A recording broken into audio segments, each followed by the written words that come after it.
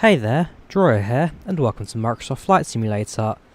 Today, taking flight in the ANA, 787-10, on flights from here in Tokyo, Haneda to Hiroshima. So flight time is about an hour in length, not a crazy long flight today. And well, we are flying the widebody jetliner, as this is one of Japan's trunk routes. So it's got very high demand, despite the fact that it's short in distance and short in time. But ultimately, because it competes with the railway networks in Japan, the Japanese bullet train Shinkansen, basically ANA and Japan Airlines both have plenty of domestic short-haul routes they can fly in wide-body jets. I mean, as you guys know, Japan Airlines for many years had the 747-400 domestic variants going in and between the different Japanese islands. So flight time today, about an hour in length, and should be quite an interesting one. So jump in the cockpit and we shall start preparing the aircraft for flights today. So no batteries already on, that's fair enough. So batteries on, we will. There we go. Let's up the fuel. Oh, I've not seen the screen do that before. Perhaps it's part of the we'll see. So fuel on board today, we need 29,653 pounds of fuel. It's not very heavy on the fuel load today.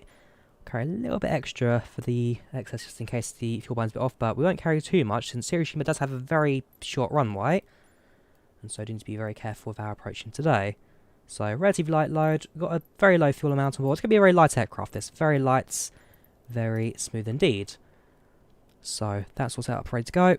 Let us prepare the flights for today. So actually one other thing to talk about. So yesterday we saw the release of the Japan update. So completely rebuilt the entirety of the Japanese islands. Got new 3D cities, new photogrammetry everywhere. And so before we depart today, we shall have a look at the capital here in Tokyo. We'll have a look at the different suburbs and see what it's like before we do push back from stand and make our way. Because, well, we'll be on the ground for a couple of minutes, especially while passengers are boarding.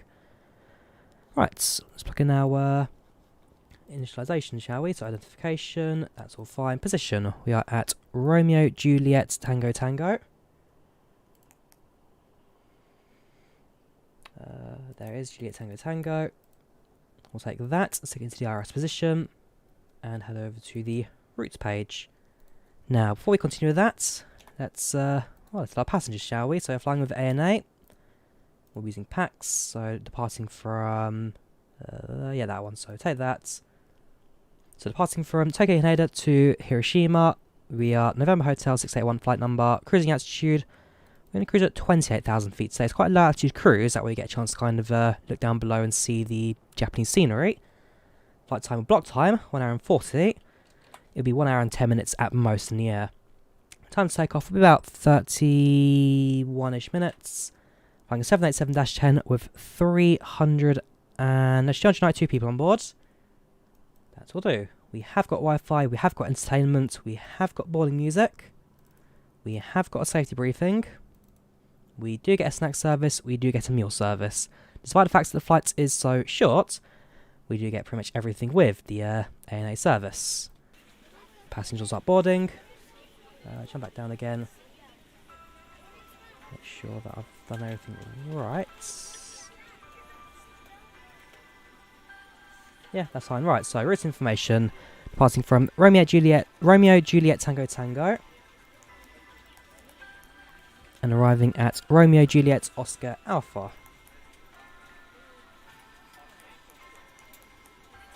Flight number today is, I had that a second to go, November Hotel NH 681.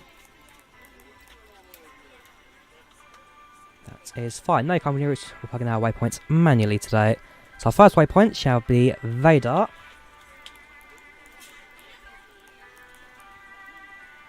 Following Vader, we fly to Ito. That's going to be that one. Fly to Ito. Following that, we fly to Mika. And then we fly to Trike. And then it's Sanda.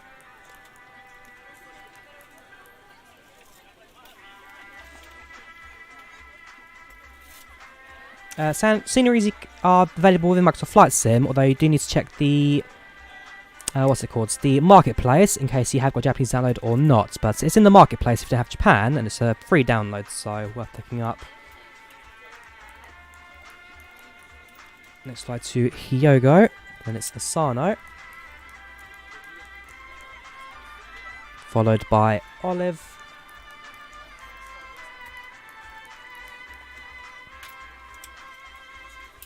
Hyogo, Asano, Olive. That's fine. It's Amuro. So in fact, such a short route. We have got quite a fair few waypoints to plug in today.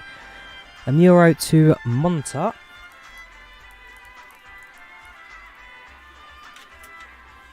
And then finally, we fly to everybody's favourite operating system, Vista. With that, we can now, hopefully in a second, there we go, activate the flight plan and execute stats. We'll check IVAL today, although I'm fairly sure we're on Unicom right now. Which, yes we are, 12.8. So we shall tune, well, plug our own departure, which will be via runway 34 left today. On the Vadar 1 departure. Give it a few seconds. Very slow for mess for some reason. I'm very sure that's down to the updates. I need to delete these two waypoints, Utsubo and there we go, 1 Vadar point. That's all fine. Execute that. Our flight plan is now complete. So Vadar Ito Mika Trike, perfect. User plan mode, just confirm that the flight plan is looking good. So it's quite an awkward, well not awkward, basically the departure today takes us down runway 34. And we're going to take a pretty much into the right hand side and straight out. Now the 787, I'm a bit, you know what this aircraft's like when it comes to ATC, so what I'm going to do is I'm going to take a slightly extended turn. And in Japan, you're not supposed to fly over cities, so that's one regulation I have in Japanese airspace, but it's unfortunately something we will be breaking today for the sake of well, getting us a proper departure route. But on the other hand, it does mean we get a chance to take a closer look at the city of Tokyo as well. It's the different areas in here as well, so we'll definitely be enjoying a bit of that. But for now, since we are still in the early stages of boarding our aircraft, and we're pretty much done in terms of FMS setup, just waiting for 200, just under 300 people to board the aircraft, thought we might as well have a look at the city and see what Tokyo has to offer. So now I can see the Tokyo Tower just appearing there in the red and white stripes. Tokyo Tower, based on the Eiffel Tower, but actually slightly taller than the Eiffel Tower, which is quite cool. And so as you get closer, it takes a few seconds for the scenery to load in, 'cause this is now photogrammetry data, so basically it's 3D buildings all modelled off directly from the actual satellite imagery. And so if you go right up to it, okay, it might be a bit wonky here and there in some cases, but these are 3D buildings that are generated from the real world scenery, and so pretty much as accurate as you can get when it comes to this kind of stuff. If we come over to here, I believe this is the Chiyoda City, if I am correct. Yes, it is. So this is Chiyoda City, one of the former imperial places of Tokyo, and not too far from us, if my memory serves me correctly, shall be, I'm trying to do the base off my, well, I say local knowledge, I don't have any knowledge of this place at all, my brother does, he's been here a couple of times. There we go, that there is going to be, is it? Yes? Yeah, so this here is every anime fan's favourite location. This is Akihabara, pretty much famous for appearing that one time on Love Live, and well, every Japanese weeaboo, or every weeaboo now treats this place as almost a holy place, a pilgrimage. But yes, Akihabara, which even that, if you go right up to it, you can see just the level of detail you get with this. I mean, you've got the Sega logos on the buildings. Okay, it takes a few seconds for it to render. Begin to see all the Sega logos on the buildings. You can see that slowly coming to, there you go. You've got Sega logos, you've got the different advertising boards and all that. So it really just shows you just how the station, just you can see the way the roof kind of forms, little platforms on it. It's just very, very nicely done. There's got the Tokyo Skytree. So that's one of the well, that's the tallest landmark here in Tokyo. So we've got a viewing deck to view all the city around you. And somewhere, not too far from here, should be a dome. That's it It's a dome. Should be a roller coaster running next to it. Is that it? I think it is. Yes, yes it is. And so here you've got the dome. And so yeah, it's just a lot of work to do. Mount Fuji, yeah, Mount Fuji's in the background. That's going to be it over there. Bit low resolution since it's in the distance, but we will be flying over Mount Fuji today, so we'll be able to spot that at a much closer level. But yeah, let me tell you, it is beautiful. The level of detail you get in the entire city of Tokyo, and a couple of other cities as well. So I think there's 6 cities in total that now have the full photogrammetry. It's just look at the scene. It's amazing. It is amazing. And it comes default sim as well. So this is well, it's ortho satellite and streamed in, but this is default from the sim. There's no downloads, no extras. This is just default Microsoft Flight Simulator. No flight sim comes close to this, at least not yet. Yes, 787 does have a few small things here and there to work with, but that's the thing. When you fly the aircraft enough, you do kind of learn the workarounds you need in order to fly the aircraft stably. So, yeah, I hope you enjoyed your little tour of Tokyo. I'm sure my brother's going to be like, no, this is this, that is that, and you've said it all wrong. Let's have a look at the passengers, shall we? So they're all boarding the aircraft, still looking. There's a few empty seats here and there, so we've got a few more people to board left. While we wait, let's start up the APU. Make sure I set everything as well. So we're going to turn on navigation lights, and that's that for now. Start the APU.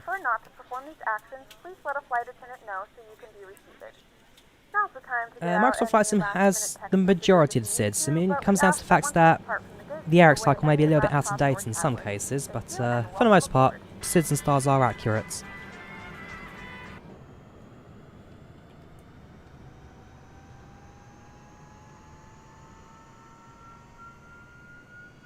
So APU is now slowly starting up. Yeah, it's looking sharper. I'm not too sure. Do you guys prefer it sharper? Do you prefer it slightly warmer?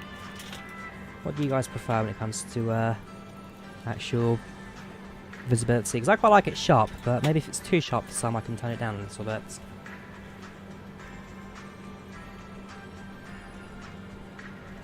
So APU starting up. That's all good. APU generator is, well, that's on now, it's fine. That's all fine. Fuel pumps we shall leave and we start the engines up. Anti-ice is set to automatic. There's Jared on this flight. Let's have a quick look through the passengers, shall we?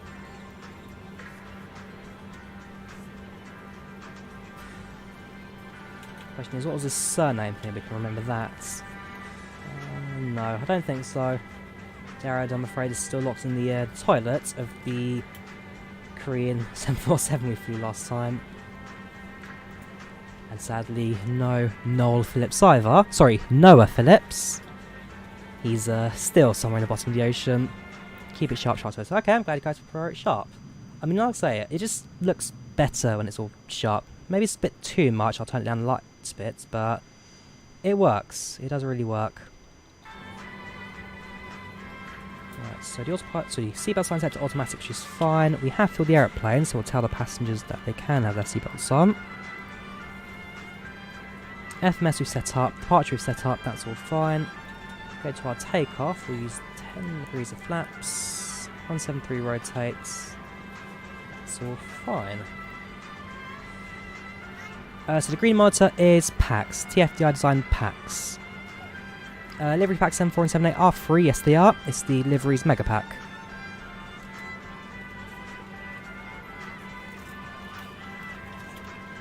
Oh no, so every aircraft does have their own seating layout. So if you go to my A320 stream, for example, you see that it'll have an A320 layout.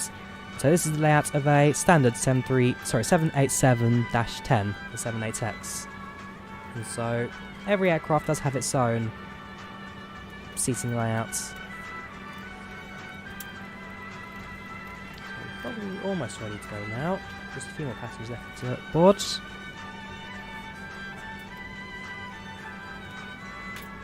And departure is expected another 19 minutes. We've actually got a fair bit of time left before we do need to make our way to the runway. Thank you, Jonathan. I'm glad you're learning a lot from these streams. So AP is running. Set up lights as you need to. As soon as we're ready for push and start, we shall go. Increase brightness, sharpness. That's done via the NVIDIA control panel. So not a sim setting, but external setting to make games look sharper. Right, so let's turn on the beacon lights. That'll alert ground crews that we are ready to push and start. Let's then press Shift P on the keyboard, bring the pushback tug over, and let us now leave the gates. We'll set up the ND how I like it. So I've got the ND on the left, and I like having the engine displays on the right hand side. So system sets. There you go, it's got PFD, ND, engines. Just now waiting for the pushback tug to apply a bit of pressure onto the nose gear. Yeah, Taj Mahal is in the sim.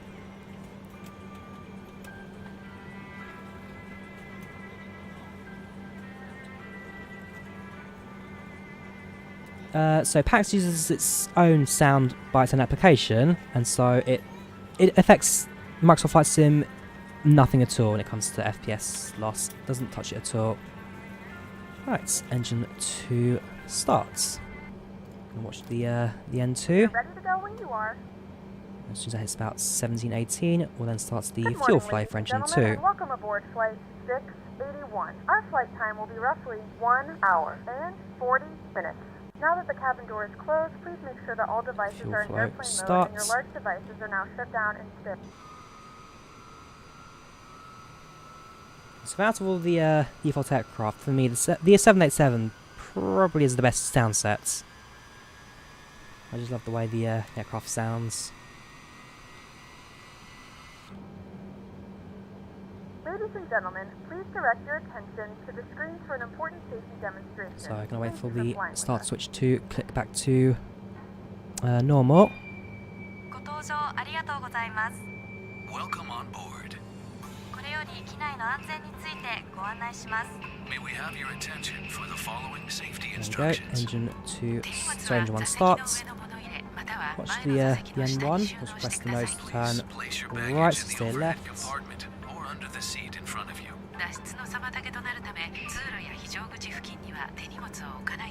For a smooth evacuation, nothing should Fuel block flow the aisle or starts. exits.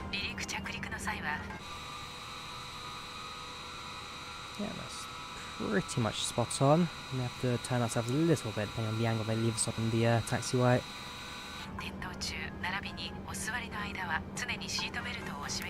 Please keep your seatbelt fastened. Fuel whenever flow, you are sorry, got them seated. to do that as well. There's no fuel in the sensor tank, so no need for us to turn that on. Electronic devices emitting radio waves cannot be used on board. We'll do it. Parking brake set. Switch them to airplane mode That's or down turn them to off. 10. Flight directors on as well. Set the altitudes to 28,000, speeds to 250. This 1787 does have a working VNav. I've selected the initial climb at least on the manual settings before eventually taking over to VNav. The first couple of, well, the first initial bit of climb, we'll leave it Oxygen on masks will that. drop down when necessary. Right, engines 1 to stable. Pull We'll the shut mask off the firmly APU. towards you. Place it over your nose and mouth and breathe normally. Tokyo's in Narita or Haneda? Put the elastic band over your head. It's one of and the two. I've now adjust got it. myself confused. This is Narita, yes. Sorry, I said it's Haneda earlier. This is Narita. Tokyo Brace for Narita. impact. Right. Parking brake released. Increase the throttle. Turn You can on the check your taxi base lights. position For some on reason the they've removed the safety labels instructions from the card. taxi and strobe lights. I'm fairly sure this is the taxi lights. Yes, it is. Please check your nearest emergency exit. Emergency lights will guide you to the exits. Remain seated and wait for instructions. Photography is prohibited during So it does hop the screen, so you're talking about the information up there. This is, what's it called? Fly Live Studio. So that streamers use to showcase the streaming information on, well, on the screen for you guys to watch. But Fly Live Studio, this is Haneda. Watch, even you guys are confused now, is it Haneda or is it Narita? This is Haneda, 100% Haneda. So even you guys don't know. Alpha Alpha, there we go. Thank you very much. Help others up to their feet. Move away from the aircraft immediately. A life vest is under or beside your seat. Slip the life vest over your head. Fasten the buckles. Not China, Chiba. Chiba's a region in Japan. Inflate the life vest at the door or on the wing by pulling the red tabs down. Yeah, sorry, actually I forget about that. We have hit 21,000 subscribers today. 21k, almost 100, but again, just a massive thank you to everybody that has subscribed to me over the last couple of months. Over the last month even, just 1 month. It has blown me away. I can barely keep track of what's going on right now. It has been amazing, so it's you guys I need to thank for that. Thank you very much for the support.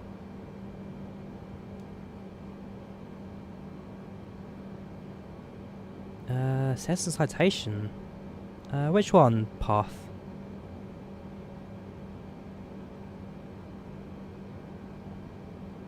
The bar at the bottom, that is PAX. TFDI designed PAX. It's the passenger and crew experience simulation add-on. And so that's what gives you the bar at the bottom. So at the bottom left, you've got satisfaction. Passenger satisfaction. There's your expected departure time, 12 minutes. Current phase, taxiing out. And then here I can change the different settings. So if you need to message crew members, I can message crew. If I need to contact passengers, then contact passengers. And then it's via that menu there, I can then do the setting. Otherwise, PAX menu looks like this. So in the cabin, everybody's seated. We have 4 cabin crew members on board right now, so 3 at the back, 1 at the front. A few empty seats here and there, but for the most part, passengers are seated and ready to fly.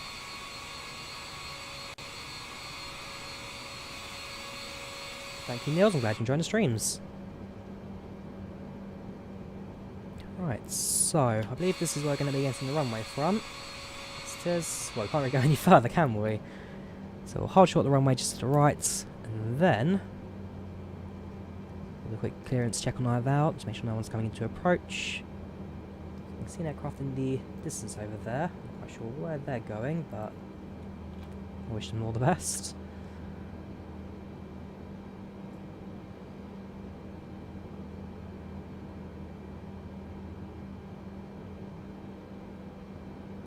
Come on, you can do a little bit further.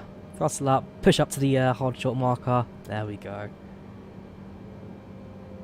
Right, so do a quick announcements on IVAL that we are about to depart. Yeah, I'll show it on here. So, Romeo, Juliet, Tango, Tango, traffic, lining up and taking off runway 34 lefts. So, that should give an announcement that we clear the runway. We'll turn on landing lights and turn off lights. Strobes come on. Quick visual check. So to my left, everything is clear. No one's on approach. To the right, the runway is clear. Nobody on the other side. Wind's looking relatively calm. There's a bit of wind right now, looking at the windsock, but ultimately we should be alright. Throttle up. Let's get going. Cabin crew, please be seated for departure.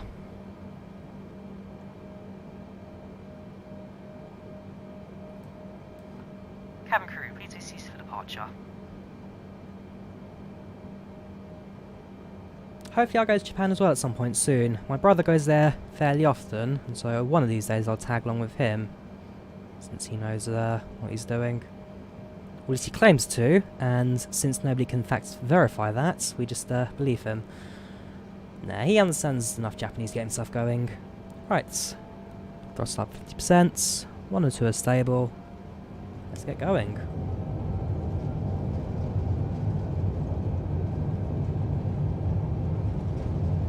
Knots.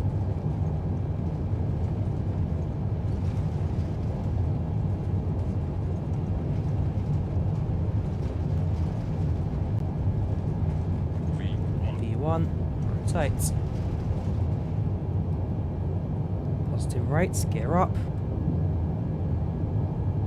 I do like the way the window's angled, despite the fact that we are pitching up and climbing. So we've got plenty of visibility to the city down below.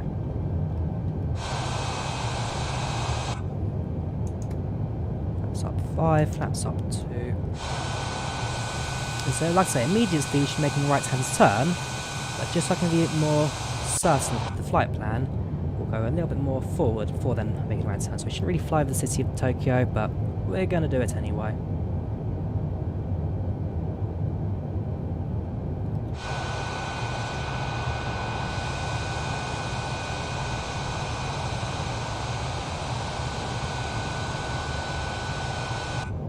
It looks good.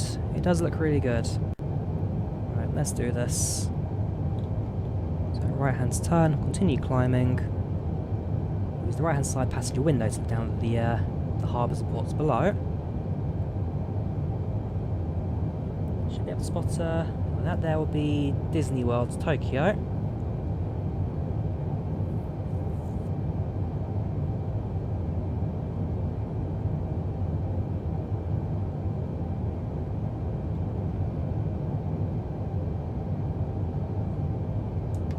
Up.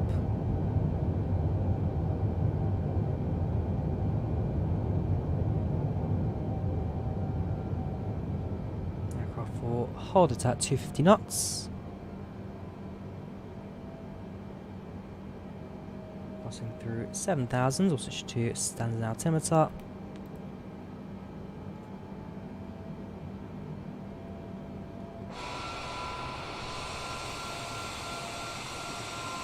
There we have it.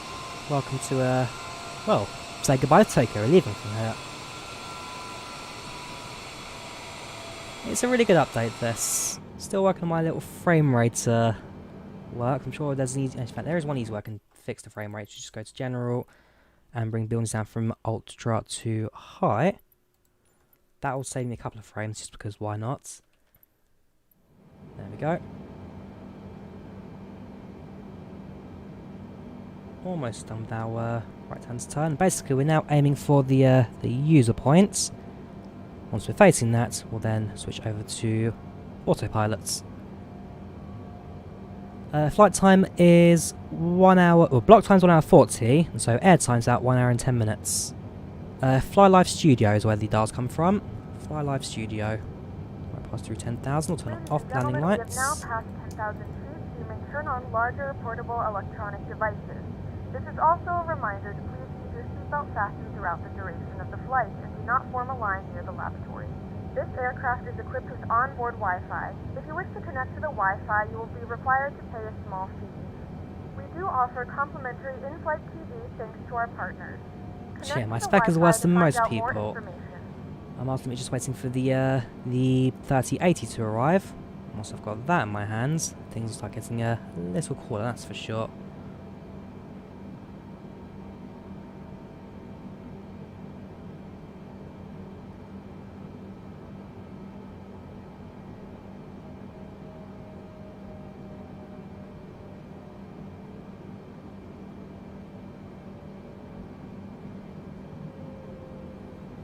You can see Mount Fuji now in the horizon. I'll switch over to autopilot, switch over to LNAV. That's done fine. That's done fine, okay. Switch over to VNAV. So at this point the aircraft's now in complete control of itself. There is no input coming in from me. I'll let the aircraft stabilise itself, so let it form this turn, level off, and then almost certainly turn off the landing light, or seatbelt lights.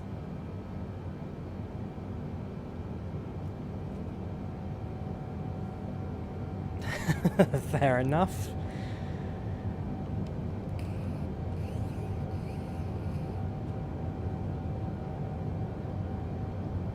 Nope.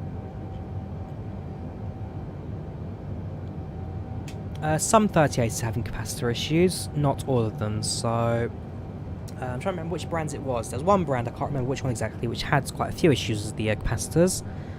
Hopefully the one that I've gone for, which is the Asus, no it's not. Not Asus, sorry, I went with... which one did I go with again?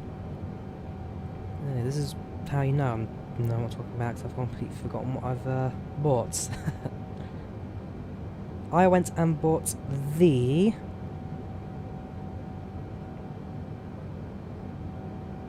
MSI.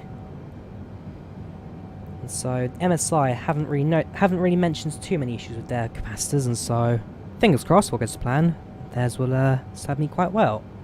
But yes, Zotac, that's the one that had a few issues with their capacitors, but ultimately when the cards mature, once they start really seeing more and more get better at the construction process, things should start to stabilise a little bit.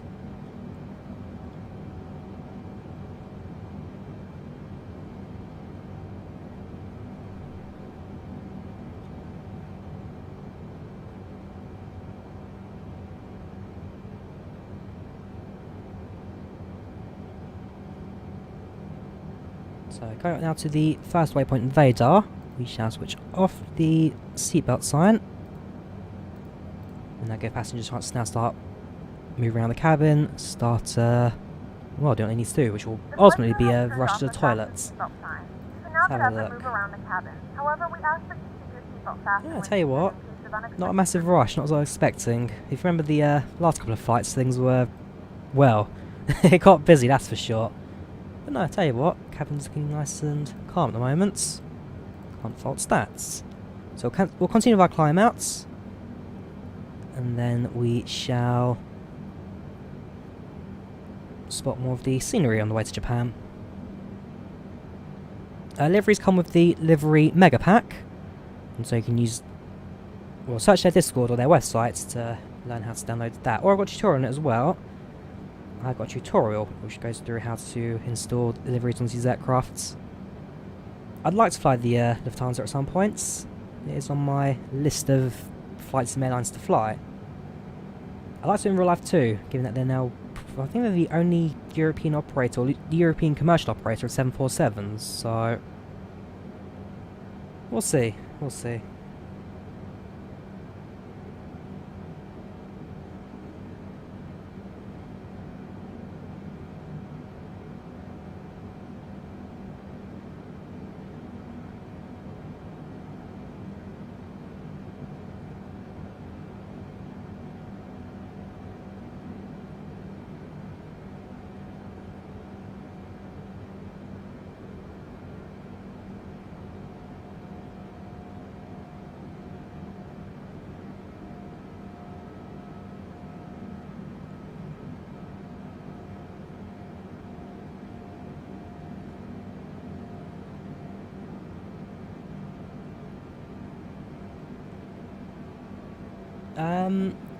When it comes to FDI stuff, I really like what they do, because I had their 717 for FSX P3D, and yeah, that one would count as study level, so I've got good hopes with TFDI design.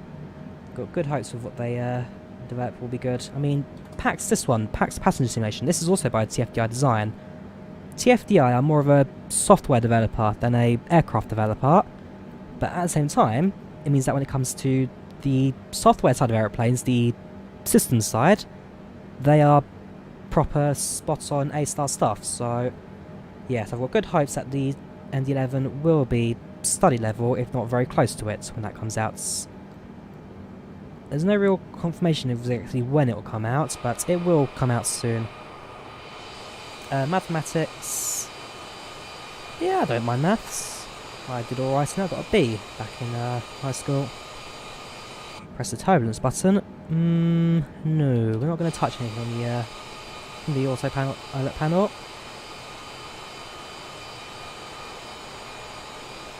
Let's also have a look at Sky Vector. So this is a mod that someone produced. Basically, I managed to get Sky Vector into Microsoft Flight Sim, which I think is the most amazing thing ever. It's 10 times better than DFR on that, and so at some points this week I'll do a video showcasing how you can add this to the sim. It'll be like a 3-minute long video, but I don't know, just having SkyVector in the sim really does help in terms of actual figuring out where you are and how it all works. And you've got proper waypoints, you've got proper vectors and all that, and it just, I don't know, it just looks really good. You've got different airport information you can go and click on as well. I don't know who develops this, but a massive shout out to whoever that person is. It's amazing. So we're cruising altitude now, flight level 280. So low cruise, but in order to see all the scenery down below, I think it's worth it. Let me also do one other thing, which is, there we go. Sometimes you have to remind the aircraft where it is, where it's going.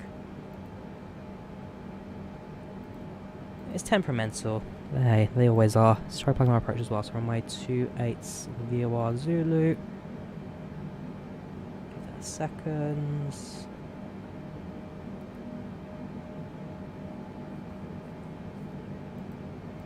There we go, route. Can I execute it, please? No, okay. Yeah, it's temperamental, the dual pilot on this, but... Ah, shoot. Don't do this to me. Do not do this to me now. Ah, no, that's fine. Okay, as long as it fires the flight plan, I don't care if that's magenta, I don't care if that's yellow. We're slightly off course there, but that's just because the autopilot is... Come on, Drawyah. You know what you're doing. You know what you're doing enough to keep on going. First flight sim I used was FS 2004.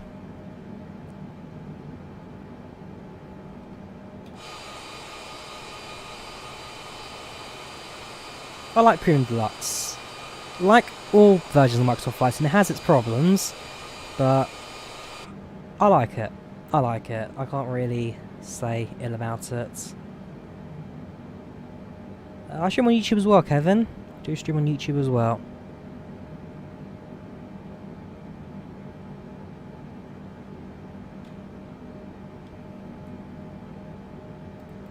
So the problem with this aircraft is that once you're in the air, it doesn't like executing flight plans.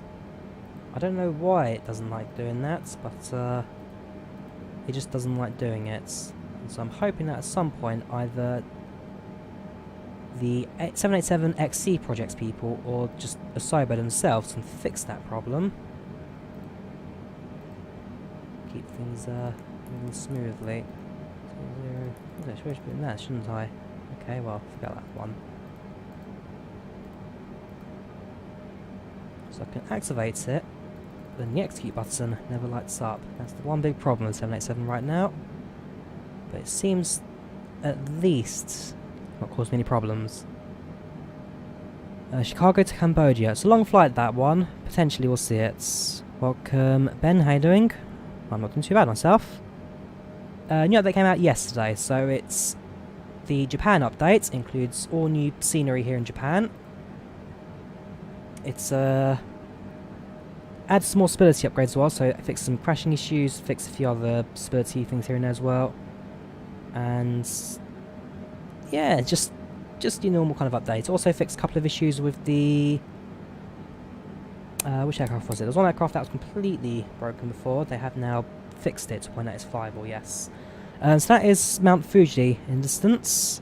And so very shortly, we will now be flying over... And I've got those to my head somewhere.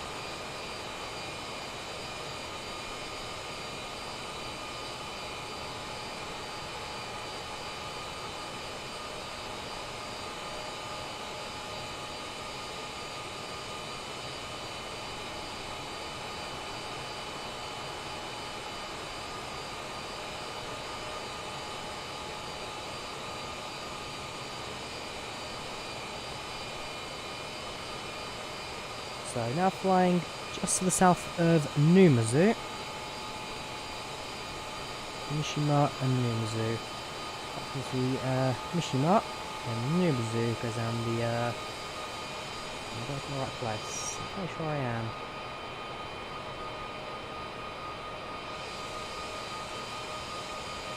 Yes, yes I am. Okay, now, so yeah, we've got Mishima, we've got Numazu. And somewhere down there should be there you go, there's an island. That's going to be the Hiroshima Marine Park. And again, for Love Live fans, you'll know that as being the score from the first generation. Again, I've never watched, I don't really watch anime, I've never watched Love Live. Thanks to one person, I can give you every single fact about it. Yeah, Mishima, Numazu, that's the marine park. That's all down there. And yes, that's Mount Fuji just to the right as well. Okay, parts view. Overall, the FPS seems about the same for me. I've not noted any gain, I've not really noted any loss. FPS looks pretty stable for me, so I'm not complaining really. And the flight plan has accepted it as purple, so I'm not going to touch the flight plan anymore. I'm too scared to touch it anymore. But just overall, the sim does look really good now. Especially Japan, it's got the full 3D, well, majority, well, the major cities, you've got the full 3D buildings, you've got, what's that? You've got multiple airports that have now been upgraded as well, all hand-built. So I believe Hiroshima is one of the hand-built airports now got on the sim.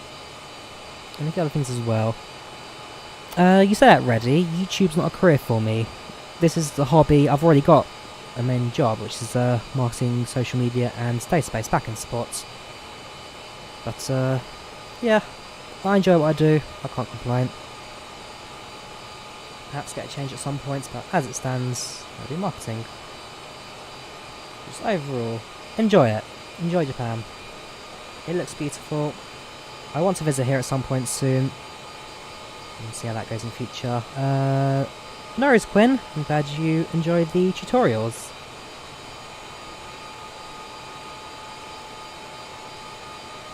Yeah, I'm glad you enjoyed the videos, glad you enjoyed the tutorials. Like I say, when people say good things about them, it knows that at least I know what I'm talking about, I know what I'm doing, and it has helped people learn the basics as well. Ah, welcome there, Hal. How are you doing? Welcome to the chats. PAX is not free, costs $30 off TFDI design websites, but it's compatible with Microsoft Flight Sim, X-Plane 11, X-Plane 10, P3D, FSX, and FS 2004 as well, I believe, because that also uses FSUI PC.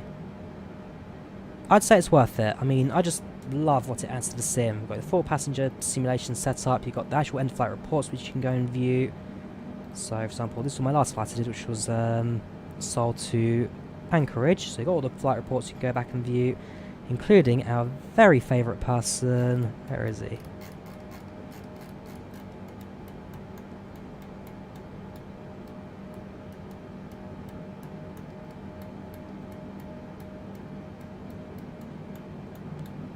Where is he?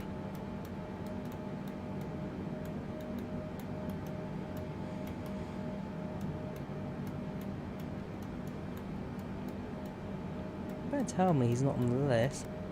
Jerry, I've got a couple of Jerrys, Jamies, Lloyds, April. Where is Jared?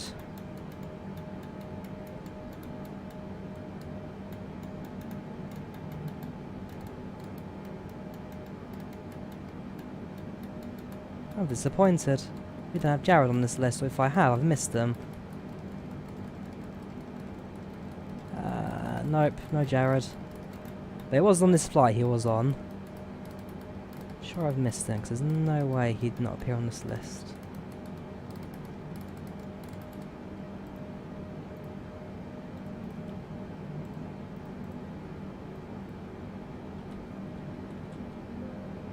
There he is. Jared Reed.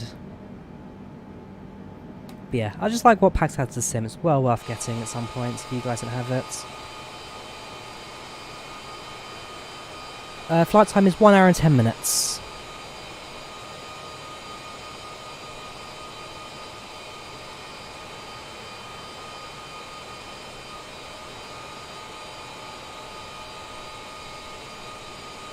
North, that's now going to be the city of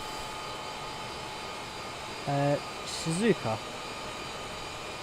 So we've got Shizuoka just over there.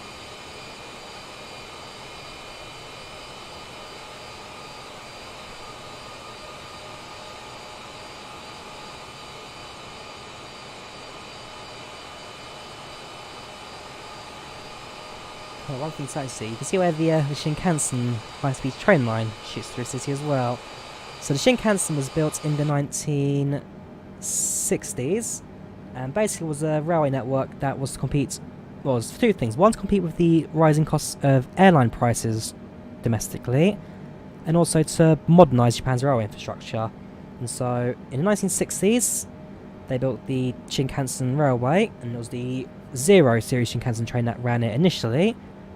And then, as time goes on, they upgraded the lines, extended the line, so now currently extending it into the North Island further, and introduced all new rolling stock that's got faster and faster and faster, to the point that the latest stock... what was the speed of that new stock now?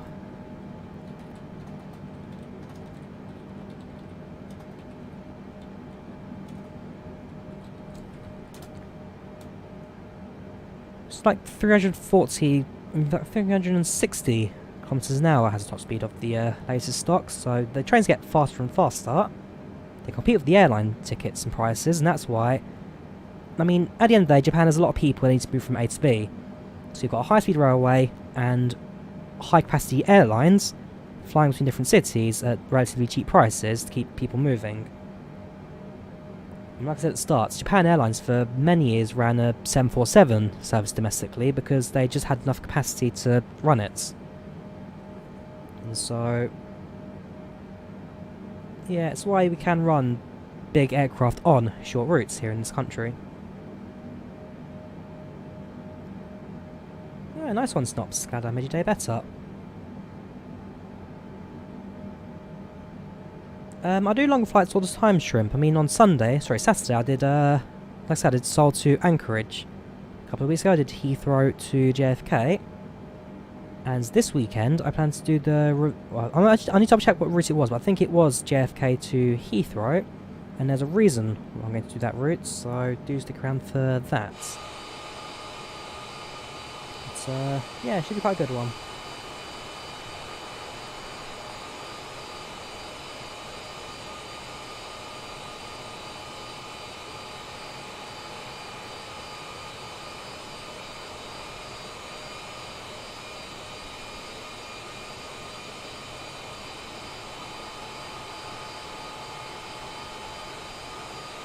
City Skylines, I own it, but not really something for this channel, I don't think. At least the viewers wouldn't... I don't know. Simulation, City Skylines, are they both compatible enough to run? We'll see. So we've got Japanese coastlines just to our left now. So the majority of this flight does go along the coastline. Again, it just looks really good. On the right, you've got the rural mountains. The cabin crew, they've got the galley. Very nice. Yeah, it does its job. It does its job.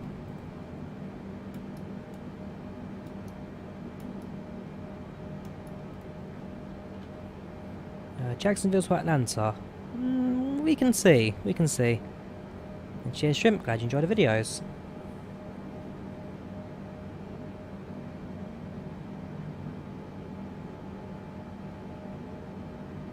Yep, this is the stock 787.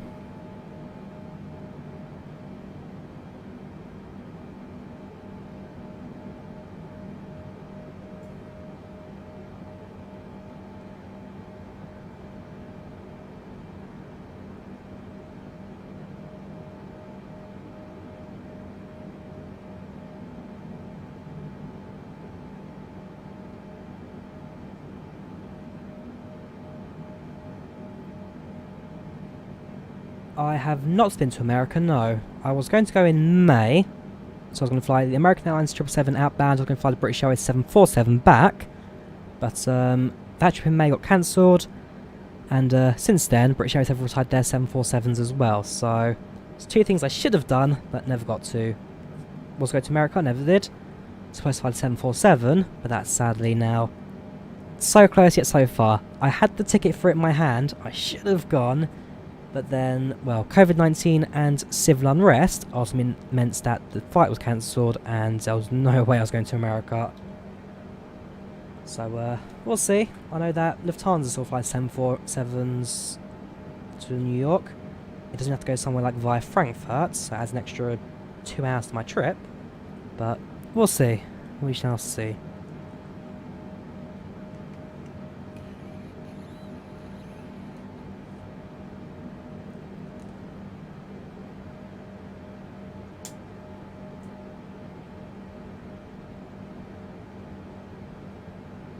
Yeah, I'm gonna delay America. I will go there at some point, but not yet. Right, that I believe is Hamamatsu down below. Actually, look at the coast. No, it's not. It's Hamamatsu's. Hang on. That is. Where am I? That's that. Okay, yeah. So that there is Hamamatsu.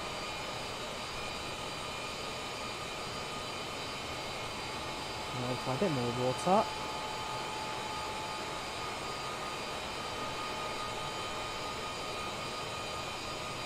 And we're flying over Osaka.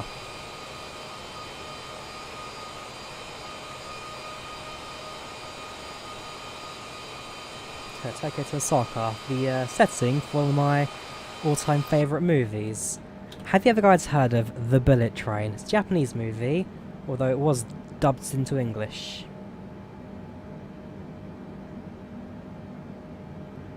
And let me tell you, the dubbing was something else. It's on YouTube if you want to watch it. It's a decent movie. The plot of it...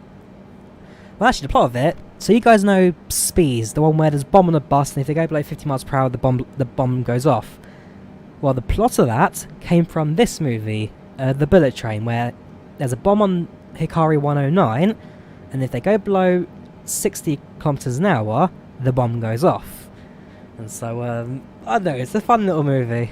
It's supposed to be a drama, but I took it as a comedy because of just how great it is. I'm not doing too bad, Zodiac. So far, so good. Aircraft seems to be handling alright. That's the important thing. I also need to remember that the distance on there is cut in half, and so I do need to be very careful when I start my descent. Well, actually, if I leave it on this current view, that would be fine. We're at 28,000 feet, so we're not even at 30, and therefore we should be doing alright in terms of when we should descend. Star Wars livery. I believe there is one of the Star Wars liveries in the sim.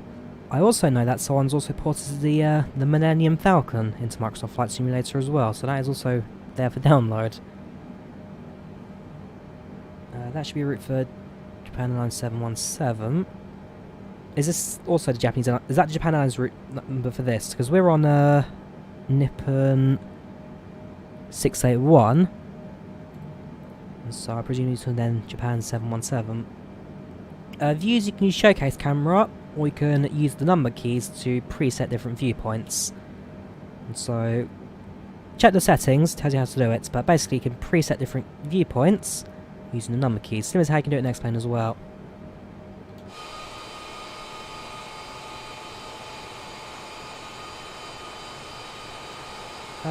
So, the fly-by-wire A320 is not compatible. Well, the last version of the fly-by-wire A320X project was not compatible, but this morning they released an update, and so now if you download the latest version, the A320 works properly again. So download the latest version, you'll be alright. 767 modern, no there isn't. Passenger program, I'm using PAX, my passenger simulation, TFDI design PAX.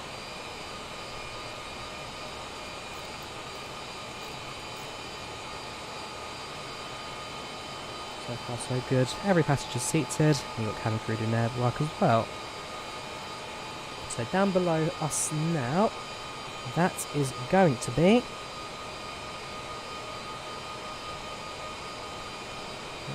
that's going to be... central Japan at Tokoname. Central Japan International at Tokoname. And that serves Nagoya, which is just there to our north.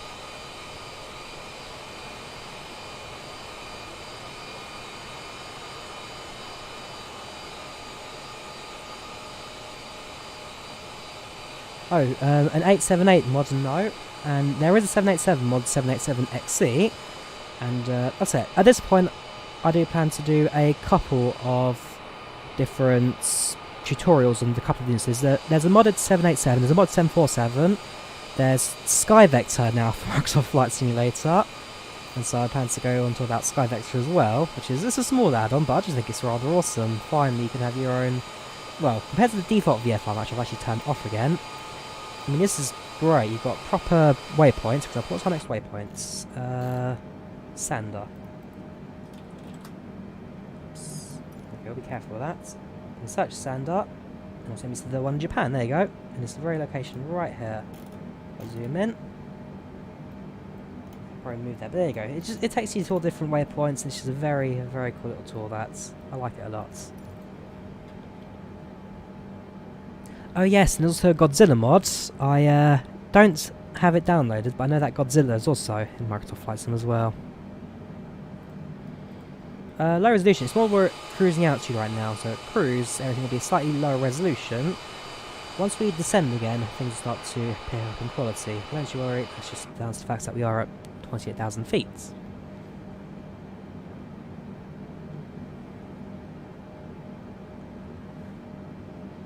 Also, the update, for some reasons, messed with the shadows of the 787. I'm not quite sure what's caused that, but it's definitely related to the updates. I'm not the only one who's mentioned that. It's not bad in any way. I can still fly without any problems. Just gets a bit distracting, I guess, at times.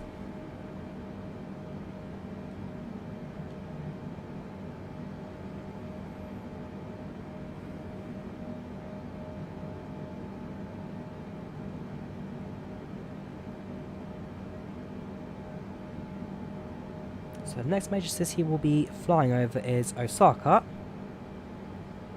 We'll be down to the south of Kyoto. We've got a little bit more of a water crossing to go before eventually making our descent into Hiroshima. Hiroshima or Hiroshima? What do you guys prefer me to pronounce it? The westernized name or the localized name? Hiroshima or Hiroshima?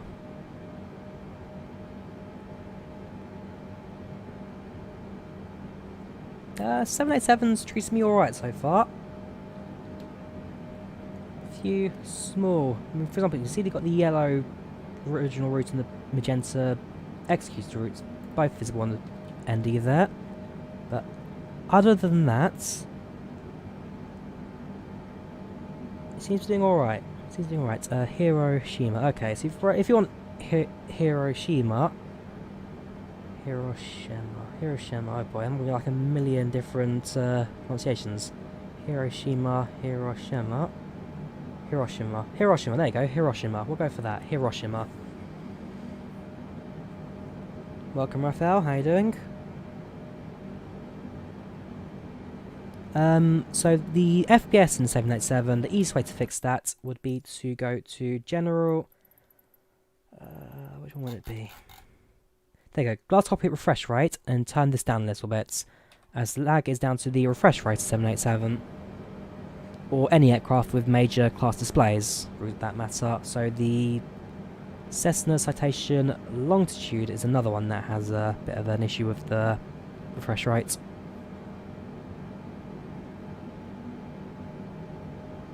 Not sure about screens not turning on, I've not had that problem myself.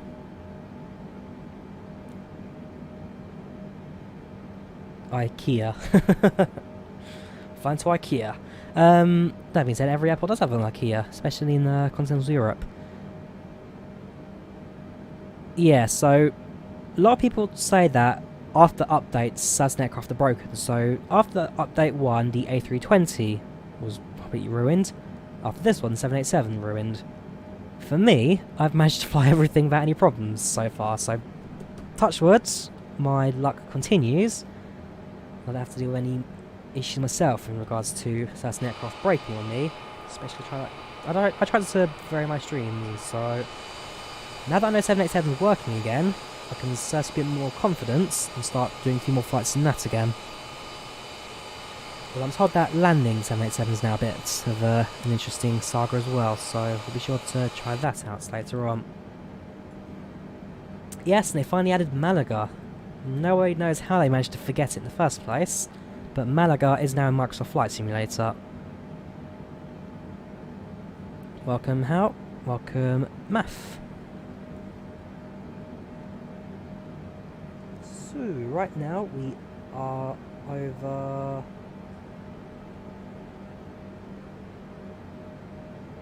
Where are we? Have we passed Osaka? Not yet. So right now we are flying. So that's going to be Lake Biwa, which means right now we are flying over Kyoto. Yes, that's Lake Biwa, and then Kyoto is going to be directly below us. There we go. So that's Kyoto. That then is Osaka. Over Japan right now. Flying over Japan. The entirety of this flight is Japan.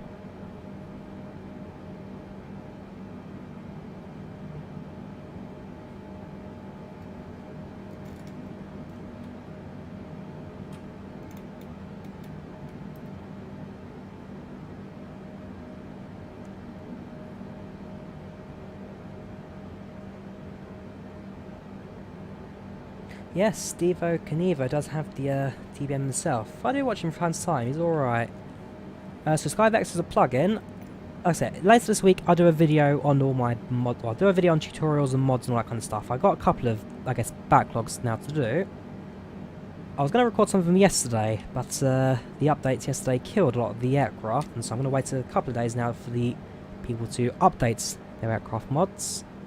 And so, like I say, I'm using the A320X, everybody knows about that one. I'm using the 787XC right now, which is a little known 787 mod. There's also the Salty Simulations 747, which I'm going to do a video on at some point as well. And then you've got the Skyvex plugin at the top. And so this week, hopefully before the weekend, I plan to do a couple of videos on those. Yeah, VNAV works no problem. We're using it right now, in fact. And so while I wouldn't trust it for descent, I'm more than confident that it will fly us... Ooh, I should start descending now, actually. I'm more than confident it will fly us to our destination without too many problems. So, I mean, this is 60, and divided by 2 will be 80. It's 12 miles to stand up. Oh, have they fixed it? Oh, finally. Okay. So it's 10 miles to stand up, which is going to be... Well, this is a 20 ring. That's... For so long, this was wrong, where you'd have to half the range in order for it to be accurate. But if they fixed it, then okay. No, I'm happy with that. Finally. Because I need to be down at... Which altitude for my descents? Okay, it doesn't tell me. In fact, does it even plug in my approach? Arrival... CR 28. Okay, we'll go down to about 4,000 then. Or 4,000, maybe 2,000, since Hiroshima's... It's by the coast, is it? Let me get the... Yeah, up.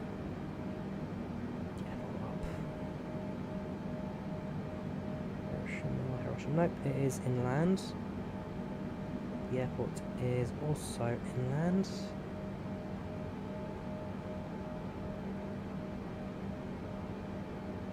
Yeah, fair enough.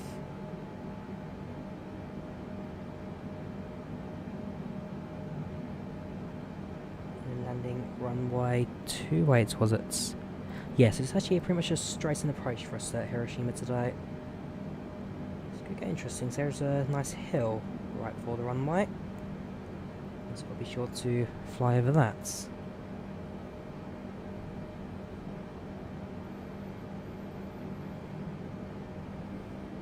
Welcome Sky, how are you doing? Welcome to the channel, welcome to the chats. Ah, so they started more VR testing, have they? Very nice. You're a 787 first officer and I have no confidence in you. No worries, J-Star. Not everyone does.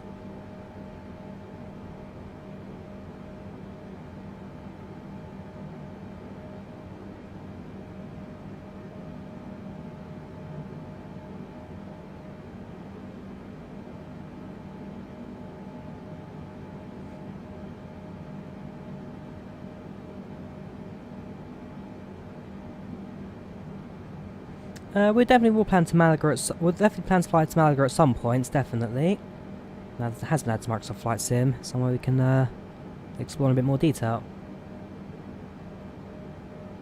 I'm not doing too bad, Sky. Not doing too bad at all. This is the Hangar 9, the 787XC. Although they still have to do a few more upgrades to make it fully functional within yesterday's update. But for now, it seems to be doing all right. How calm this man is makes you feel reassured. I mean, I do this to relax. I do this to calm myself down after a long day at work. I'm not here to scream and shout at the camera and hope for the best. What was that river leading to the bay? Which river? Sorry, I might have missed one. This one. So that's river.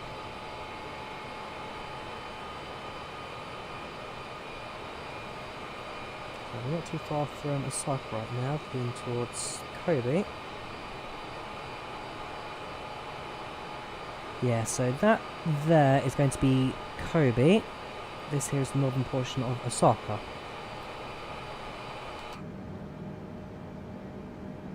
Seatbelt signs off, you can use toilets. There's nobody blocking them this time, so you are free to move around the cabin. In fact, all toilets are vacant right now.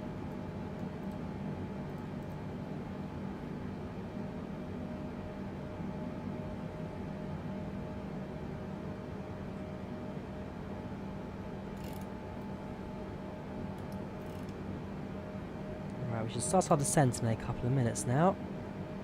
The airport is slowly starting to reach into our range. We'll give it a few more moments and then, like I say, the FMS doesn't tell us what we need to descend down to. So we'll start initially at 5,000 and then make our way down further on.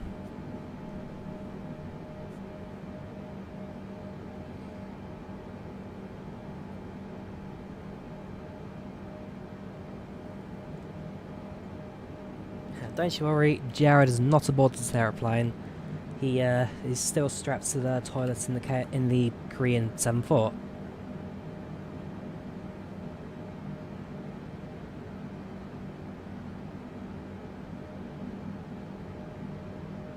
Oh, I didn't spare it because the airport at Hiroshima is tiny.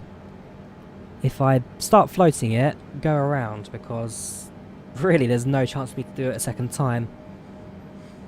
In fact, in reality, ANA tried to fly the 787-10 to Hiroshima, but ultimately discovered that the runway was too short, and therefore they just can't fly it. So it's a bit of a naughty this, we find the 787-10 to Hiroshima.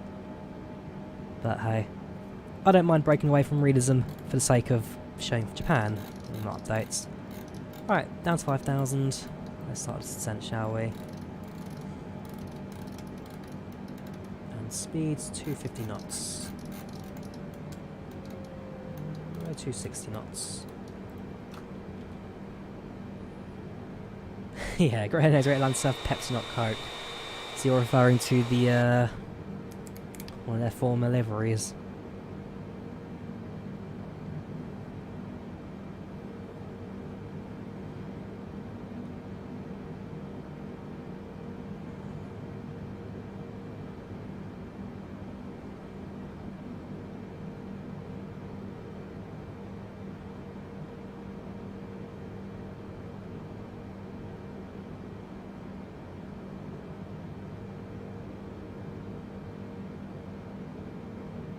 So we're now flying over Kobe. It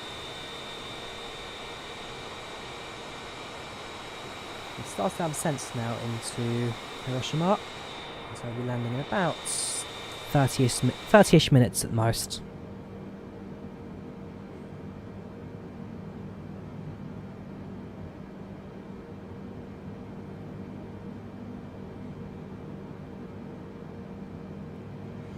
So our approach into the airport today will be a VORDME and not an ILS. Therefore, at 1000, we'll be shutting, or probably even a bit further than that. We'll switch over to manual flying. So turn off autopilot, use the yoke, bring it down, then touch down short of the runway.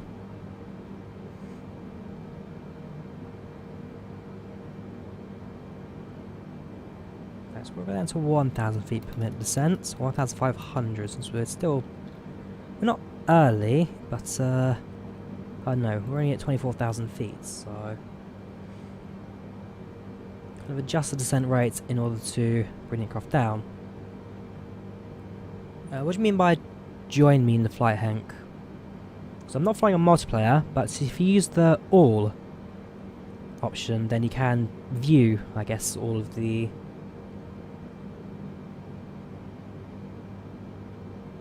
Hang on, what are we doing here now? Boy, is this going to start doing... Yeah. Okay. We may have to manually... Well, we'll see. We'll see what the aircraft thinks it's doing. Because now the magenta line has disappeared, we're pretty much going waypoint to waypoint without any guidance. You know, like Microsoft Flight Sim always wanted it to be. It's not a perfect simulator, but as time goes on, as more updates arrive, I'm sure this will massively improve. You've got to treat it with respect. I think that's the main thing. If you have problems with it so many times, you need to give it some room to manoeuvre. You need to give it some slack. It's not perfect, but once you know what you're doing, once you can figure out enough workarounds to keep it going, it will serve you well. I mean, a lot of people have had issues with flights, like they crash midway through, or the aircraft lose control, this and that.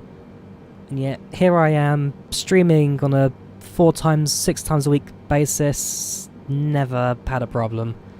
So, yeah, I don't know, either I'm just really, really lucky, or I just know too many workarounds for this sim that it's almost illegal. I enjoy it, I enjoy it. And I hope you guys are enjoying it as well, those who are currently watching the stream. That's the main thing. If you guys enjoy what I'm doing, I'll continue to do it. The day everyone stops enjoying it and pretty much stops watching, that'll be the day I stop flying. Press the V. I've turned off the VFR maps, so there is no map. Why am I using vertical speed and not flight level change? Ultimately because I don't trust flight level change, and so at least with vertical speed at least I feel like I've got more control. It's more... See, that's another thing. I don't trust these aircraft enough to even use the automated systems. I have to do it all manually. But you get there, you get there.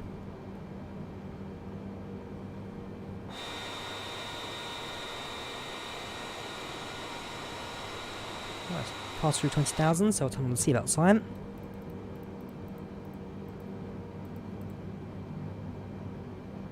Yes, I'd play this without streaming, absolutely.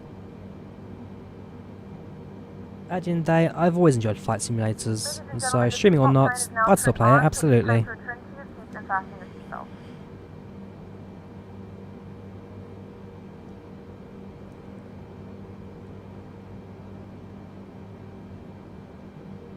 No, I do not work in aviation, Dan.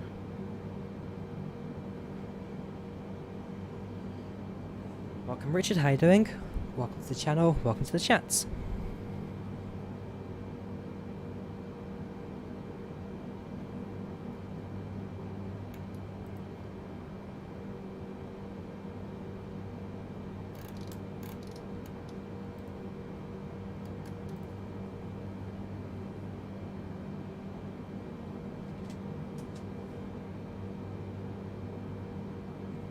Yeah, I'd say I'd work at an airport, absolutely.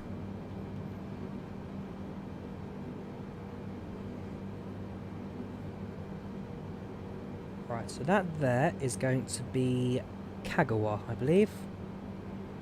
Okayama and, so yeah, Okayama, and you got Kagawa in the distance. I've got a bit of wing flex right now. Might a bit of turbulence. Airflow go around the wing.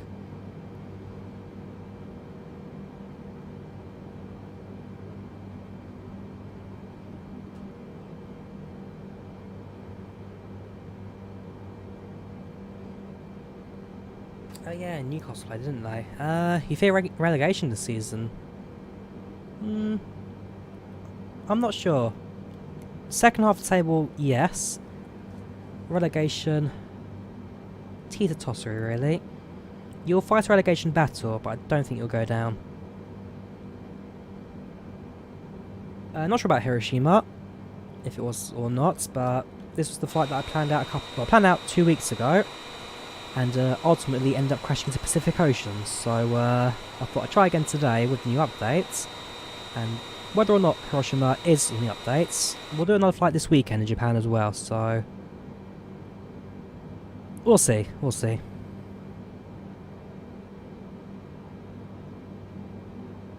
Cheers, Russell. Glad you enjoyed the watch.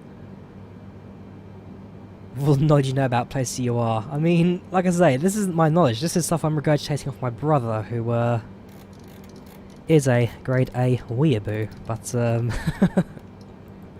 it is what this is.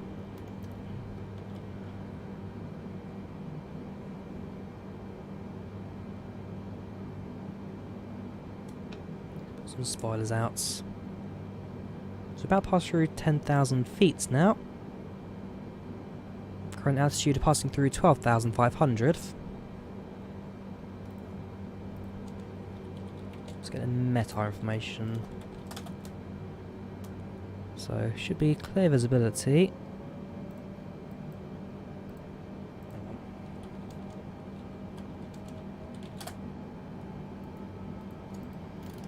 Yeah, so clear visibility, plus 10 miles, QNH 1015. We'll set up now.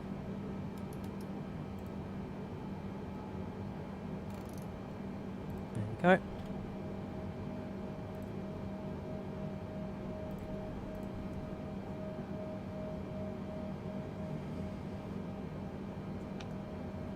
That's passed through 10,000. We'll turn on the landing lights. Cabin crew, 10 minutes to landing, 10 minutes. We have begun our final descent into your destination. Flight attendants will be passing through the cabin to collect any trash one final time. Please ensure tray tables are stowed and seats are in the full upright Flaps position. down to Please 1, also store any carry-on items either in the 2, back pocket or and under the seat in 10. front of you. Please complete all Wi-Fi related tasks and stow any larger electronics. Cabin crew, 10 minutes to landing, 10 minutes. Bit of a downhill pitch that, but hey. Let's increase our shall our descent rate slightly.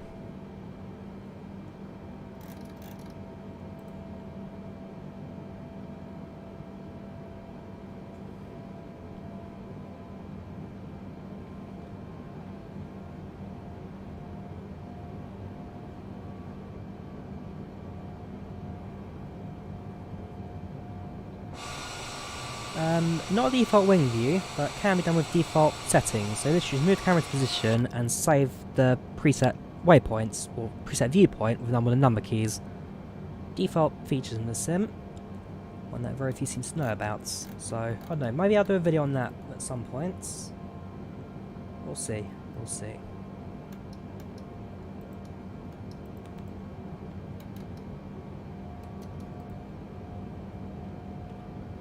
We're below 10,000, also using the flaps to manage our descent rate slightly.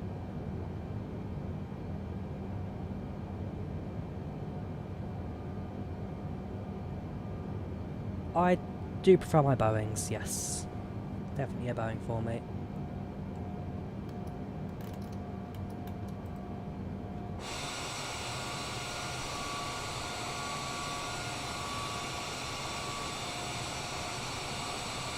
We have a right hand turn coming up very shortly. We'll be sure to enjoy the passenger side view for that one. Landing in just a couple of minutes, less than 10.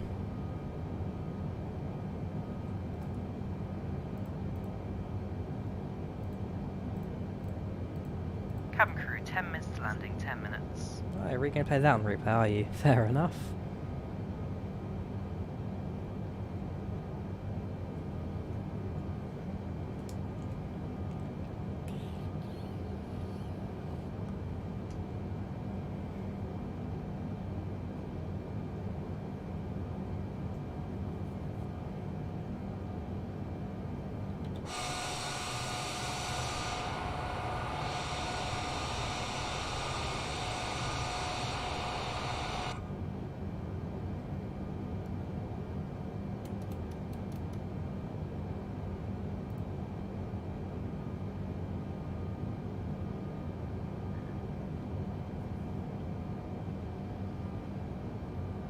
The 787 is part of the Premium Deluxe. Yes, it is.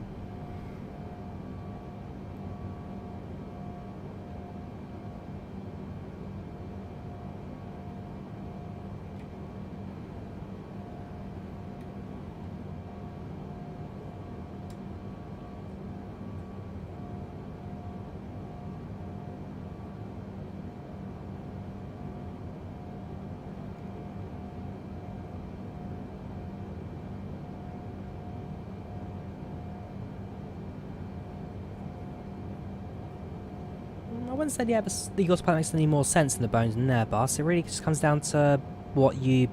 I mean, Airbus pilots trained in Airbus, they don't have to fly Airbus. Boeing pilots trained in Boeing, they don't have to fly Boeing. So ultimately, it's kind of what you're used to, what you've been trained in, what you've practiced in, rather than one makes more sense than the other. I mean, I like Boeing aircraft for the simplicity of them.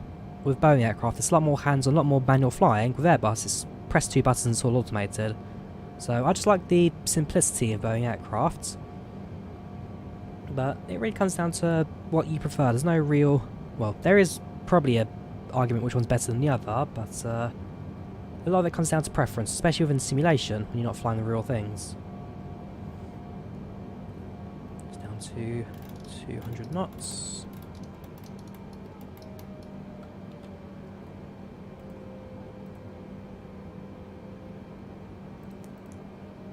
I believe the QNH landing doesn't work, so I can plug it in, but it won't do anything here. Fair enough, so it'll be a 152, actually you'll go 3 taps, 150 knots, touchdown.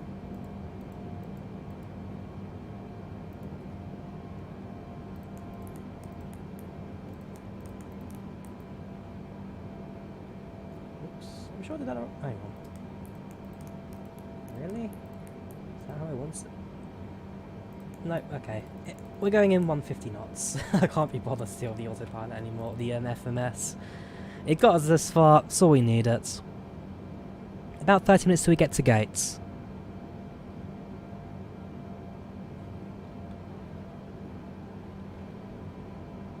So yeah, the FMS got us this far, it's got as far as it's ever going to get us.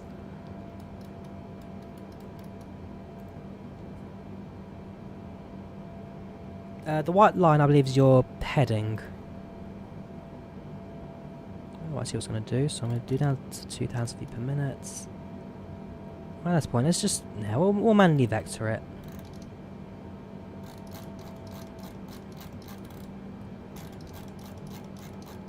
So we'll follow the flight plan initially down. 195, down to 2,000 feet per minute.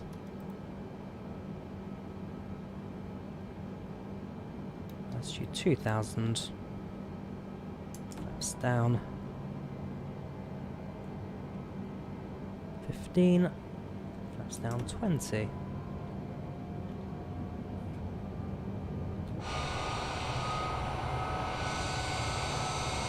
No visual of the airport just yet. We'll follow the flight plan down, so that should give us a good idea of where the airport is. So another 20 miles to go, so we've got plenty of time. Passing through 5,000 feet now. 5,000, down to 180.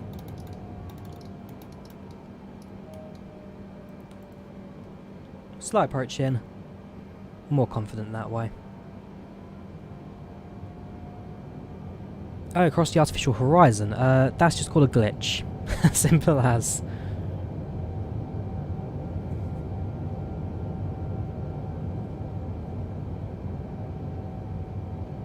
I use a yoke. I use a stick. A Thrustmaster Hotas Warthog. I got the stick. I got the throttle. Very good bit of kit. Highly recommended. If you can get it, of course. It's very sought after these days. Not many of them around.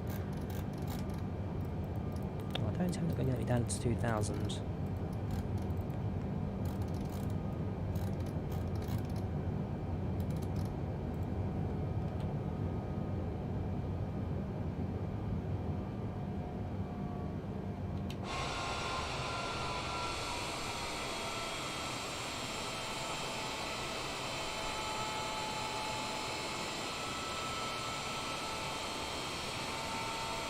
I use a Thrustmaster Hotas Warthog stick and throttle. Xbox does support joysticks, and so Thrustmaster have already got a few of them out already.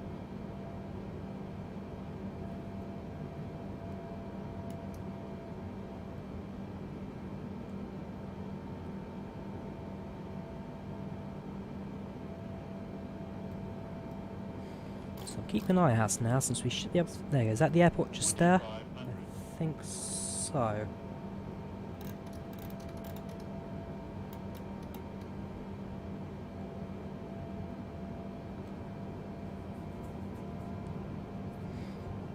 We're not doing an islet approach, and so we're never actually going to touch the approach buttons. We're already manually vectoring it in. I doubt we're going to use it at all. We'll see. We shall see.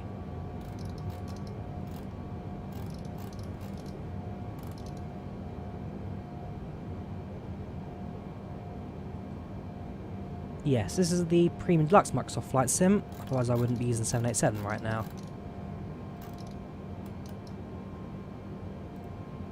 Now, where is this airport?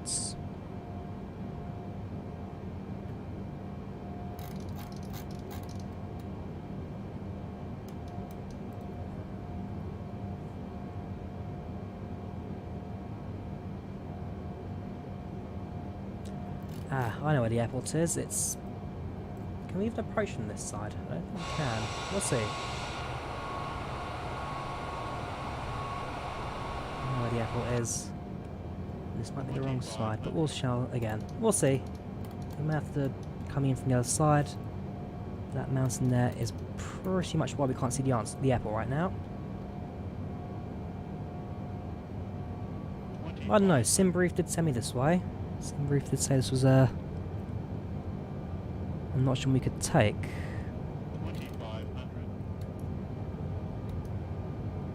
6 miles load landing gear, so we've got a little bit of time left before we lower that.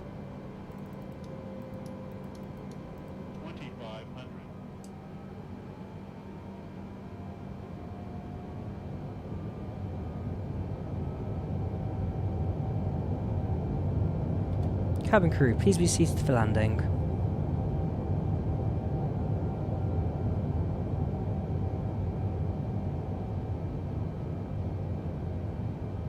Cabin crew, please be seated for landing.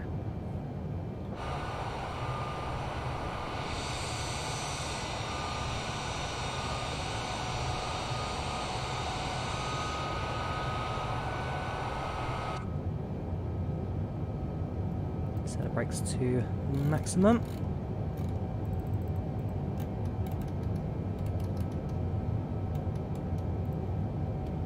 Flaps are set. We'll lower the gear in just a couple of moments.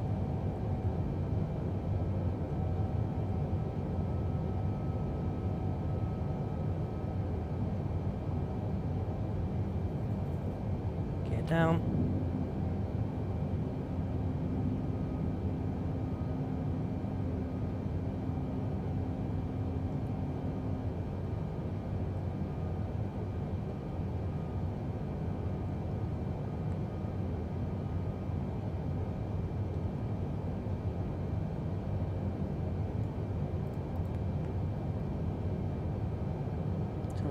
Terrain radar. So right now you can see you've got the red here, which are the mountains immediately in front of us, and it does get greener and greener as it closes to the airport. So that's pretty much going to be following our glide path down. That's what we'll be following down. So just in that valley should be the airport.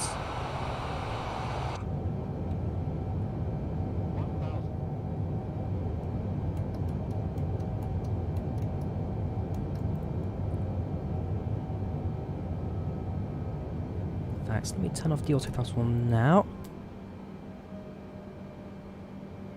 In a second we'll shut off the autopilot. There we go. And let's start hand flying it in now.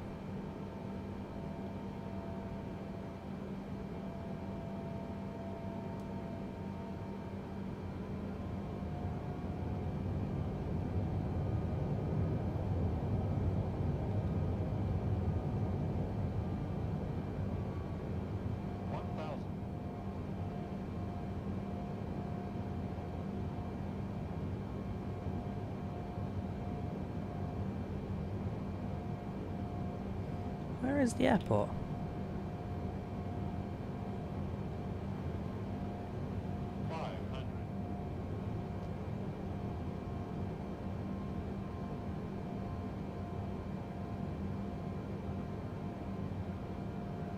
Where is the airport?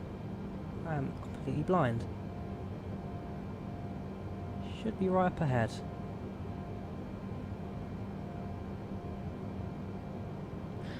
Airport's in sight. It's on top of that mountain right there.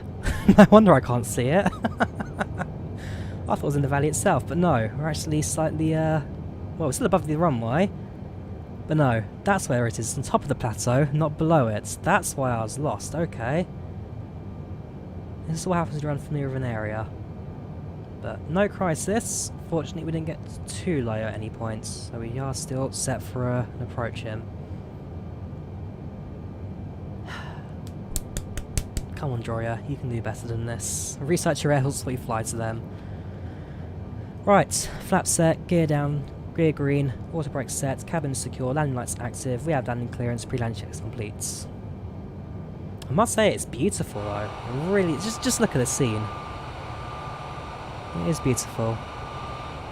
Too really distracted by the bridge to see that the runway is actually fairly far above it. 1,067 feet. Yeah, cheers for that.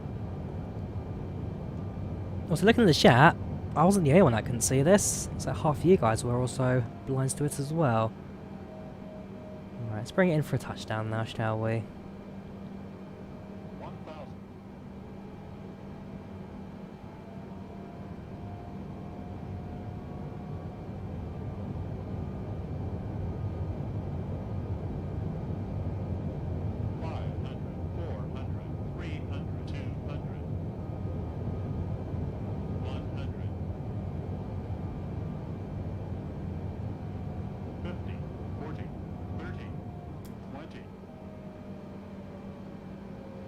On and touchdown. Reverse thrust sets.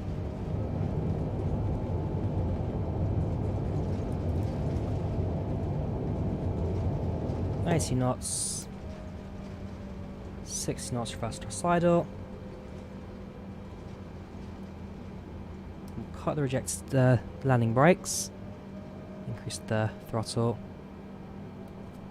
Ladies and gentlemen, we have reached our destination. The local time is 9:56 a.m. and it's currently about 13 degrees Celsius. You can now use your mobile devices. Please remain seated until the aircraft has come to a complete stop and the seatbelt sign is turned off. Remember to use caution when opening the overhead bins as items may have shifted during the flight. If this is your final destination, we thank you for flying with us. Right, If you're exit making the a runway. connection, we encourage you to check Flaps your up. itinerary to ensure a smooth continuation of your journey. Landing lights off, turn off lights off, keep the taxi lights on, strobe lights off, APU starts. And taxi to a gate which is pretty much just in front of us here. I can see two stands available without a jet end, so I'll be using one of those. But yeah, overall, that was a decent little flight. The approach was a little bit looking around for an airport that I didn't realise where it was.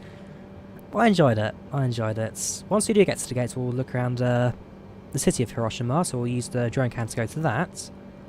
Yeah, so always check airfield elevation. I'm looking inside the valley. No, it's actually on the other side of the valley. I'll go to a jet bridge stand, we'll shut the engines off, and we'll prepare the aircraft. It would be turning around and go back to Tokyo next, so while I won't do that flight today, I will leave the aircraft and I can turn around states. And then tonight I'll plan on my streams for the weekend, and then start recording some tutorials ready for the weekend as well.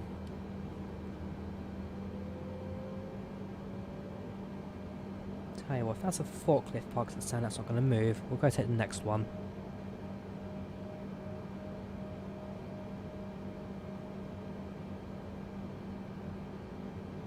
Liveries.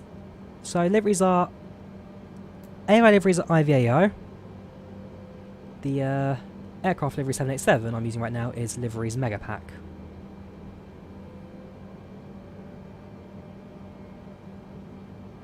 So we've got the ground marshal there guiding us into the gate, which is always good.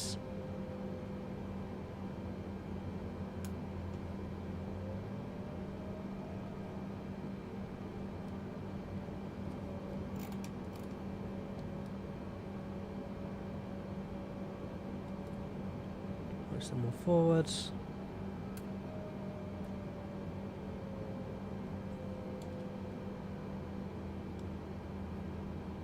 And a little more. Little more. Little more. And halt. Parking brake sets. APU generators active. Engines off. Taxi lights off. Beacon lights off. Ladies and gentlemen, welcome to Hiroshima. Local time right now is coming up to 7 in the morning, and local temperature outside is currently at 15 degrees centigrade. We thank you for flying at ANA, and we hope to see you with us again in the very near future. Cabin crew, disarm doors and cross-check.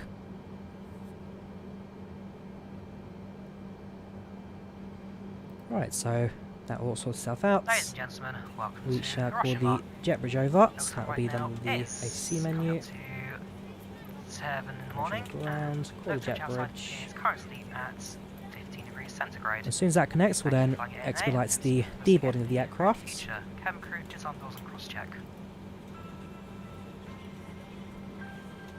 Yeah, so I will post the flight results in the chats. And on my Discord server, I will stick the flight plan in as well if you guys want to try and follow the same flight plan. So, jet bridge is connected. And passengers will be free to disembark the aeroplane. So, pull back open the menu. Expedite deboarding. We'll see what we can do. Passengers are now slowly leaving the aeroplane. And that is that.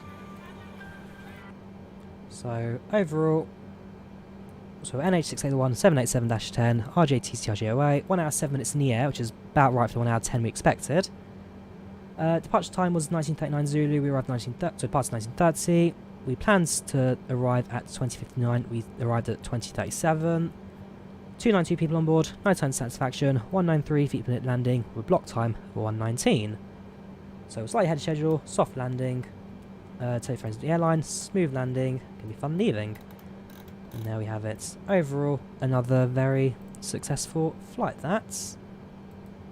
And I say, I do like PAX, it just adds so much to the whole sim menu as it crashed.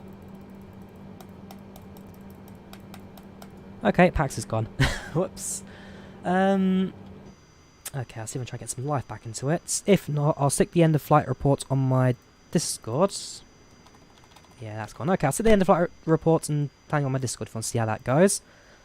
Otherwise, yeah, let's have a look around Hiroshima, shall we? So, we'll increase the drone speed camera. Have a look around what the scenery has. So, here at the airport, this is not a hand-built airport, it's just a standard AI-generated terminal, so not accurate. Probably could have flown to a different airport, but hey. I planned this flight out like 3 weeks ago. The sim crashed, or the sim didn't crash, the aircraft crashed, and so I said, okay, we'll do it in a couple of weeks when things are a bit better. Now we have Japan scenery, it's better, so let's have a look around, shall we? We've got a bridge down here. This is the bridge we spotted during our descent, the aircraft flying over above that. But just overall, just look how beautiful this scene is.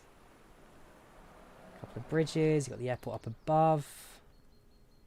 It is surreal, this. I wonder if I try and find a Shinkansen route anywhere near here.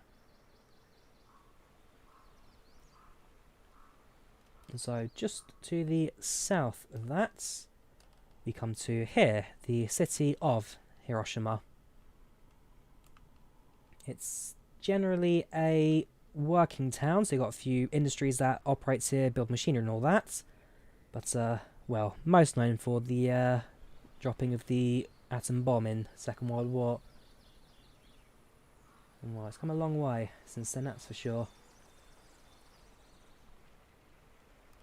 It really is amazing, the scenery. Microsoft Flight Simulator is just outstanding. It really is.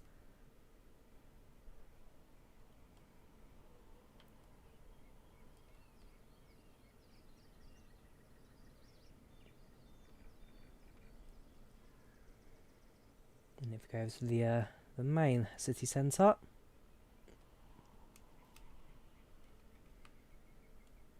Oh, there you go, that's Shinkansen track.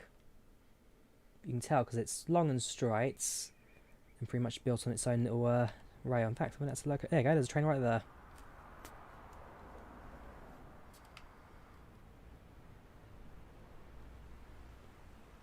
It is surreal. It is surreal. The fact that they've got all this scenery by default. It just looks amazing. Microsoft Flight Simulator has blown any expectation in terms of a default simulator world. And yeah, it just looks fantastic. And so, like I say, during the weekend we do plan to fly a couple more flights in and around Japan. So we'll definitely do a flight, say... Oh look, I'll see what airports were included in the update, which ones had the full fancy 3D buildings and all that. And so we'll plan that out. We'll do a few flights in the A320. I'll plan to fly the 747, we'll see how things go. And yeah, we'll then bring things to close then. But I think for now, that brings us to the end of our stream today. So thank you all for watching. You guys take care. Have a good one. Next stream will be on Friday. And so on Friday, I haven't decided the routes yet, but we'll see. I think Friday we'll do something... Actually, we could do Japan again on Friday. And then Saturday, Sunday we'll do some other flights as well. But like I say, that comes down to then, for now, we bring to an end. So thank you all very much for watching. You guys take care. Have a good one. And I will see you again very soon. Goodbye and good night. And hope you enjoy the flights. On Discord, I'll drop the flight plan. I'll drop the end of flight report if you guys want to go through all that as well. Bye-bye.